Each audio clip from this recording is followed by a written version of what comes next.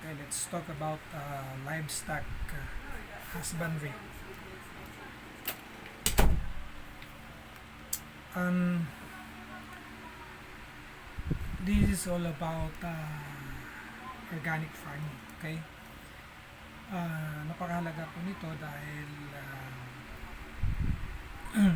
dito nakasalalay yung kalusugan, kalakasan at kinabukasan ng ating bayan. Ngayon, ang isang bayan na mas nasakitin ay sigurado pong wala itong kinabukasan. Kaya napakahalaga na pagtuunan ng pansin ng ating gobyerno, ng ating pamahalaan kung paano mapanatiling malinis, malusog at ligtas ang ating mga kinakain. Okay? So, ito, let's talk about livestock husbandry. Through the years, matagal na itong tungkol sa pag-aalaga ng paghahayupan sapagkat ang mga kinakain ng tao ay ang kalusugan ng tao ay nakasalalay kung ano yung kinakain nito at isinusubo mo sa tao. So over recent years, sabi rito, no, ang farm animals o yung mga hayupan natin sa ating farm, sa ating bukid, have tended to bear the brunt of the effects of new intensive systems designed to maintain or increase farm profits. Alam mo, pagka pinag-usapan profit, karamihan ng mga farmers na mga negosyante ay profit oriented. So dahil sa paghahangad natin ng profit, minsan ay gumagawa tayo ng mga bagay-bagay na nakakasira na sa ating kapaligiran at sa ating kabuhayan at sa ating kalusugan. Okay? So dahil minsan gusto mo naghahangad ka ng malaki, gusto mo maliit na puhunan, then naghahangad ka ng malaking balik dun sa puhunan mo. So ito yung nangyayari sa atin sa ating farming system. So ang ginagawa ng iba ay gumagawa sila ng paraan. Halimbawa, namhunan sila ng baboy halimbawa, nag-alaga sila ng baboyan. Hindi siya, ang baboy kasi depende sa number of kilos na makukuha mo doon sa inalagaan mong baboy. Ngayon, kung hindi maging mataba yung baboy na yon, mga lean or payatin, ang mangyayari kasi niyan, maliit lang yung return of investment mo doon sa ininvest mo doon sa pag-alaga ng baboy. So, ang ginagawa ng iba ay ini-injection na nila ito ng mga hormonal thing na kung saan nagpapataba. So, ito, pagka kinain ng tao ito, nagdudulot dito ng maling epekto sa ating kalusugan. So, hindi maganda ang mga ganong sistema, yung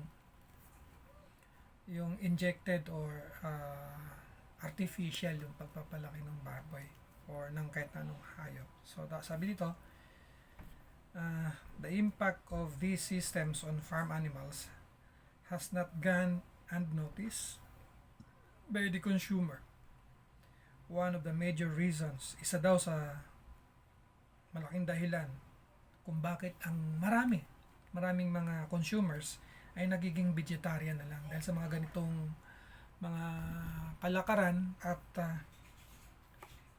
nakagawian ng ating mga farmers. Kaya ang iba ayaw nang kumain ng karne kasi alam nila na yung pinapakain kasi doon sa karne nila, sa kanilang hayop, ay hindi na safe para kainin ng tao. Halimbawa, kung isang karne kasi o isang hayop ay puno ito ng naging sakitin. So ang gagawin mo pagka may sakit yung hayop, injection naman ng antibiotics. Yung mga gamot na yon nakakain ng tao at nagkakaroon ng epekto yan sa kalusugan ng tao. So yung iba na marunong dyan, ang ginagawa, ayaw na tuloy kumain ng karne. So yun yung dahilan dyan kung bakit dumadami yung mga nagbe-vegetarian na lang. So dapat baguhin natin itong mga sistemang mali na ating nakagisnan, lalo't higit yung ating mga magbubukid na masyadong negosyante yung dating para makabawi sa kanilang puhunan. So, dapat huwag natin gawin yun. Okay?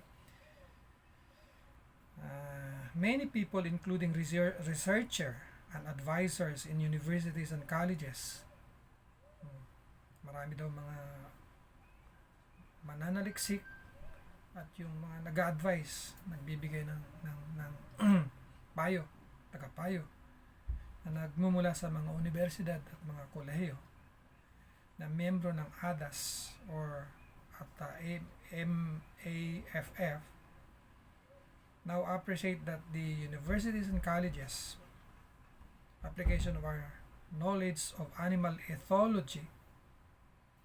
Ano ba yung animal ethology? Ito yung pamamaraan kung natural mo ba siyang pinatubo or inalagaan yung sistema ng pag-aalaga mo sa paghahayupan mo ay hindi siya full of chemical, yung parang artificial yung sistema ng pagpapakain mo. So mali yun mali yung ganong sistema Kaya inaaral ito sa Europa, sa Amerika. Kaya sila alam nila ito. Nangyari kasi noong 1980s na kung saan nagkaroon ng mad cow disease sa buong Europe. Kaya nagkaroon ng mad cow disease kasi itong mga baka ay normal na kinakain nito ay mga damo. Subalit nung mga panahong yun ay nagkaroon ng matinding tag-init at walang makuhang damo kaya nag-substitute sila ng makakain ng baka. Yung nag-formulate sila ng isang uri ng pagkain na protein base. So mahalaga kasi sa mga hayop na ngumunguya ng mga halaman. Kasi yung bilay ng hayop na yan ay naiiba para din sa tao. Na kung saan kung puro protein at fats at saka itong starchy yung kinakain niya, ito ay magki-create ng microbes dun sa kanyang katawan. Pagka nagkaroon ng microbes sa kanyang katawan yun, nadidevelop at mayroon itong epekto kasi may mga nabubuhay na ibang klaseng microbes dahil doon sa kinain niya, no?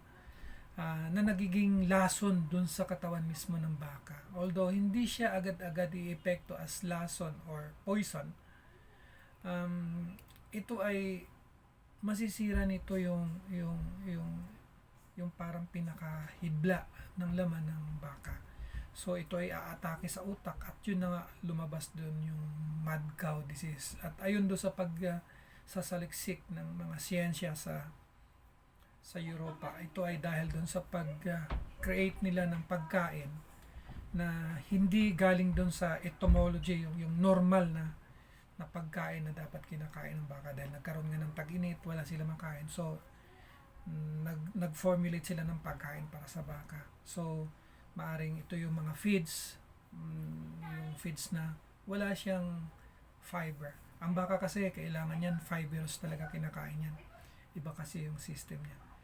So yun, nabubuhay yung mga microbes na yun doon sa villi kung tawagin. Yung villi na yun parang ng tuwalya, yung hibla-hibla. Doon nabubuhay yung mga microbes na yan.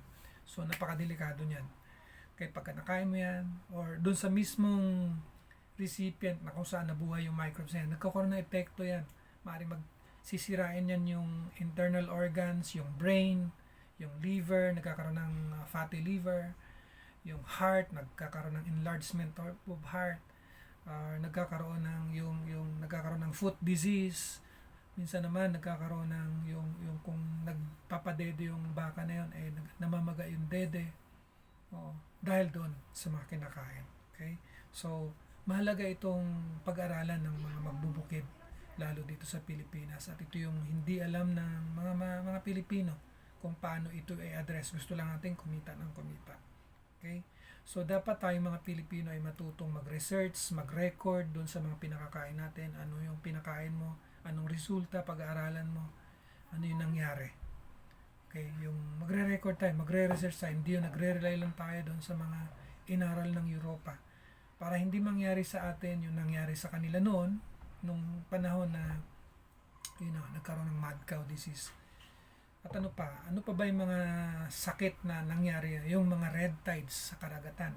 Paano ba nangyari yan? Related yan dito sa ating mga pagbubukid na napakahalagang ating malaman ito sapagat pagka hindi, nagdudulot ito ng ah, environmental disaster. Hindi lang environmental disaster, nagdudulot ito ng pandemic.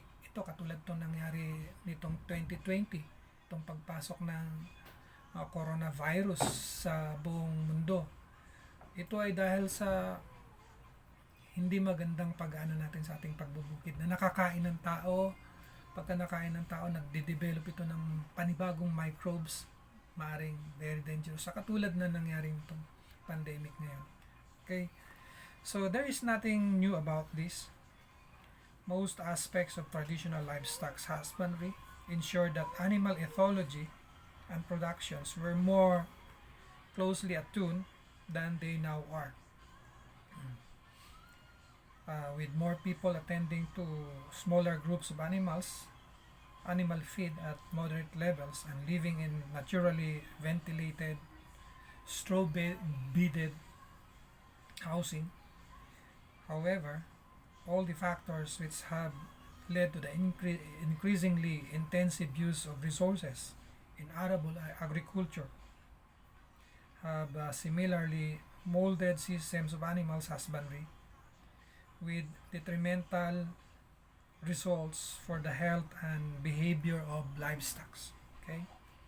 So at the same time, philosophers have wrestled with the questions of how much animals or other humans should be considered to have a soul or feelings or suffer pain. Okay?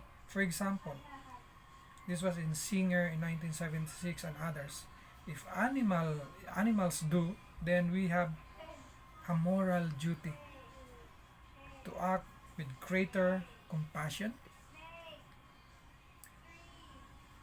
towards them. And many of us are at fault. Yes, syempre. We are at fault here because we were the one in charge of what particular food that we need to feed with our animals, with our plants, and in return, what results awaits for these wrong actions that we have undertaken. So it is very important for us humans to be aware of this, to safeguard our future, to safeguard our environment, and to live a healthy life here in this world instead of destroying our world because of our greediness, turn more profit out of our farming. So these were the results if why we were getting plenty of problems in farming, in agriculture, that all these things would result economic slowdowns in the economy. It's because just like these pandemics that affects not only China but the whole world, and this was a disaster, very large disaster. So we need to avoid this thing to happen again in our world. Now, if world government or its government around the world would not do anything in order to address all these things in the future, coronavirus problem would surely come again into this world and affect the lives of our future generations. So it is been very important to study things, to continuously do some research and on how to address everything that we are doing every day in our life, to keep a record of what we are experimenting or adjusting in our farms, in our industry, whatever farming industry we are in Either you are in aquaculture, or you are either in horticulture, in husbandry, or whatever things that you are doing in this world that affects the lives and the economy and the future of our environment and the people. Okay, so we need to be to be aware of all these things that we are doing every day.